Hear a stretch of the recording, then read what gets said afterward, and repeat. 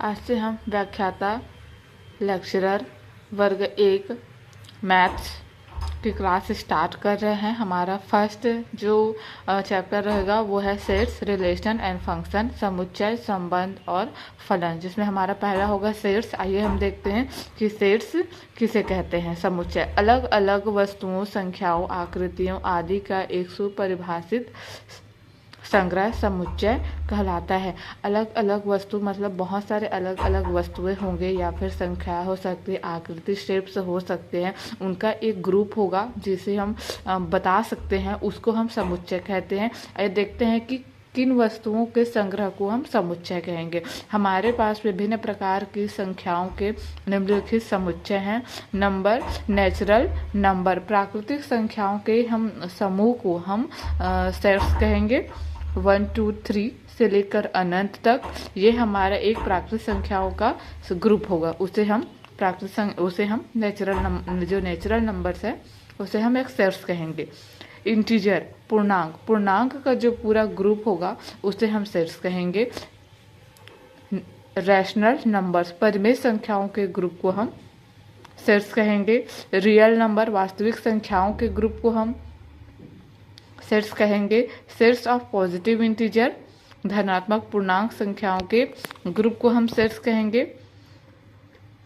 The set of positive integer, the set of positive real numbers. तो ऐसे ही जिनके group होंगे जिनको हम डिफाइन कर पाएंगे उसे ही हम सेट्स कहेंगे। समुच्चय का निरूपण।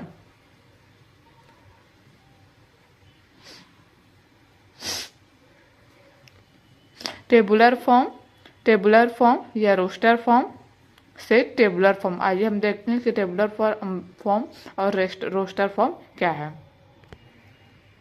जो सेट होता है, सेट को हम इस प्रकार से लिखते हैं जैसे कि ए सेट है, A is equal to curly bracket 1, 2, 3 करली ब्रैकेट क्लोज।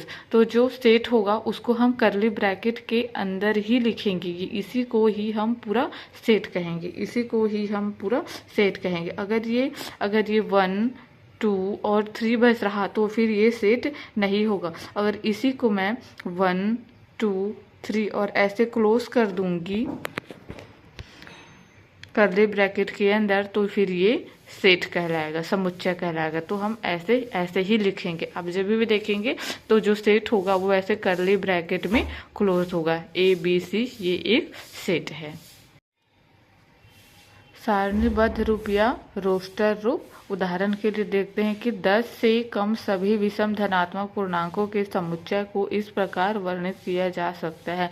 जो बोला है कि 10 से कम जितने भी विषम धनात्मक पूर्णांक हैं उनके एक ग्रुप होगा, सेट होगा, उसको हम इस प्रकार लिख सकते हैं। 10 से कम 1, 3, 5, 7, 9। तो ये 10 से कम विषम है सभी के सभी और ये धनात्मक है, पॉजिटिव है, तो इनका एक ग्रुप होगा। इसे हम रोस्टर फॉर्म में लिखे। इसी तरह से लिखने को हम रोस्टर फॉर्म कहते हैं। दूसरा एग्जांपल देखेंगे। सभी स्वरों के समुच्चय को, स्वर हैं A, E, I, O, U। देखिए ये भी करली ब्रैकेट में है, इसी तरह लिखते हैं के रूप में वर्णित किया जा सकता है। ये रोस्टर फॉर्म है। ठीक है। अब आइए प्रॉपर्टी विधि या सेट बिल्डर फॉर्म। वाक्य बनाएंगे। वाक्य के रूप में सेट्स को हम दर्शा सकते हैं। अब हम जैसे कि आइए हम इसे देखते हैं। Example, x curly bracket x such that x belong n where n is a all natural number। मतलब x जो है वो नेचुरल नंबर्स में है, नेचुरल नंबर्स में बिलोंग कर रहा है, जहाँ पे n क्या है, n एक नेचुरल नंबर है, प्राकृतिक संख्या है। इसे हम ऐसे समझेंगे। समुच्चय A is equal to curly bracket 1, 3, 5 को इस प्रकार लिखा जा सकता है। हम उसे ऐसे लिख सकते हैं। A is equal x such that x belong n, x के सभी विषम संख्याएं हैं, x less than is equal to 5। दूसरा उदाहरण देखेंगे। सभी सम प्राकृतिक संख्याओं के समुच्चय A को इस प्रकार वर्णित किया जा सकता है। जितने भी सम प्राकृत संख्याएं हैं उनको हमने ए नाम दिया है, उनके सेट को ए नाम दिया है, उसे हम इस प्रकार लिख सकते हैं a is equal to x to n belong n। इसे हम ऐसे समझ सकते हैं, यहाँ पे लिखा है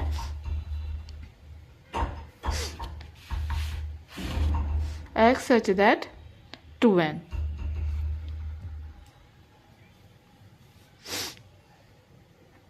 x such that 2n, इसे हम ऐसे, यदि हम x का वैल्यू 1 रखते हैं तो 2n का मान क्या आएगा, 2 इंटू 1 इज इक्वल टू 2। यदि x का वैल्यू हम 2 रखेंगे 2, तो 2n का मान होगा 2 into 2 is equal to 4। x is equal to हम 3 रखते हैं तो 2n की वैल्यू होगी 2 इंटू 3 इज इक्वल 6। हम देखेंगे परिमित समुच्चय यानी कि फाइनाइट सेट। तो ये क्या होता है, परिमित संख्या में तत्वों वाले समुच्चय को परिमित समुच्चय कहते हैं। मतलब जिन संख्याओं को हम गिन सकते हैं, काउंट कर सकते हैं, उन्हें हम परिमित समुच्चय के अंदर, इसलिए यहाँ पे लिखा गया ये काउंटेबल एलिमेंट होंगे। नंबर ऑफ ए, यहाँ पे जो एलिमेंट्स होंगे वो ए है, ठीक है, और जो एन है वो नंबर्स है कि वो कितने, हम उसे लिख सकते हैं ऐसे कि ए इज इक्वल टू 1 2 3। ये सेट है, ए एक सेट है। और उदाहरण दूसरा हो गया सी, भारत में सभी नदियों का समूह। मतलब भारत में जितने भी नदी हैं, उन नदी हैं उनका एक ग्रुप होगा, उस जिसको हम गिन सकते हैं उसको हम परिमित समुच्चय फाइनाइट समुच्चय में रखेंगे। जैसे यहाँ पे नोट में लिखा है कि काउंटेबल एलिमेंट होने चाहिए जिसे हम गिन सकते हैं। आइए अब हम देखते हैं कि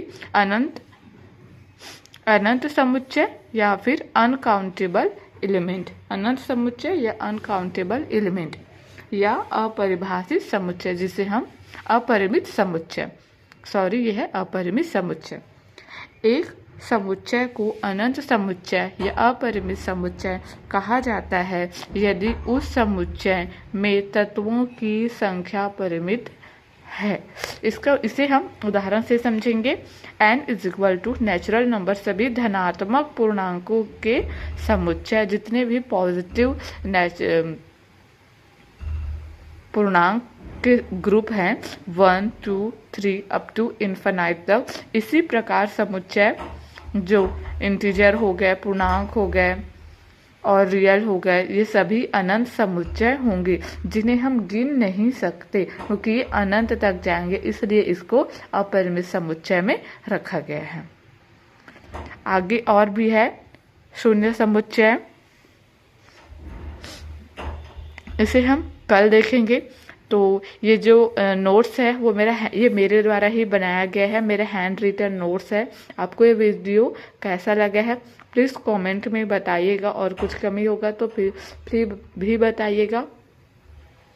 हैंड राइटिंग्स को और इस सबको प्लीज़ ध्यान मत दीजिएगा, प्लीज़ पढ़ने में फोकस करिएगा। इसको मैंने अब बनाया है और आप इसे देखकर नोट डाउन कर सकते हैं।